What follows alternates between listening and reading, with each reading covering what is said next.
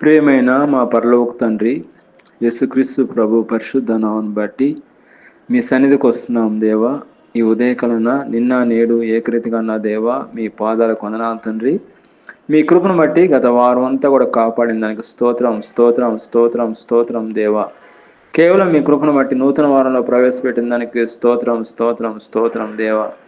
మీరు చేస్తున్న మేలు ఎన్నడూ నేను మర్చిపోను తండ్రి. కృతజ్ఞత స్తుతి స్తోత్రం నాయన. ఈ సమయంలో ఎవరైతే ఏకీభవిస్తున్నారో వాళ్ళందరిని దీవించండి, ఆశించండి, కాపాడండి. కోడి తన పిల్లల్ని ఏ విధంగా కాపాడదో అదేవిధంగా మీ కృపరక్షణ చాటున కృపను భద్రపరచండి. ఈ దినమంతా ఈ వారం అంతా కృపాక్షణతో నడిపించండి, కృపలో భద్రపరచండి. ఈ వారం ప్రభావ మీ పాలన పెడుతున్నాం. 5 రొట్టెలను చేపలను దీవించమని తండ్రి అయిన దేవుని కుమారునికి పరిశుద్ధాత్మ యొక్క సహాయం నిండిగా మెండిగా సమృద్ధిగా అనుగ్రహించండి ప్రభా. ఈ వారం అంతా ప్రభావ ఆశీర్వాదకరంగా చేయండి.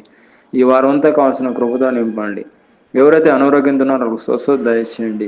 ఎవరైతే ఈ సమయంలో ఆర్థికంగా ఇబ్బందులు ఉన్నారో ఆర్థిక ఇబ్బందులను చూడిపించండి. ఎవరైతే ఈ దినం నేను పుట్టినరోజు జరుపుకుంటున్నారో నూతన సంవత్సరం అని దయాకరణం ధరింపజేయండి, కృప చూపించండి. ఈ సంవత్సరం అంతా ఆశీర్వాదకరంగా చేయండి.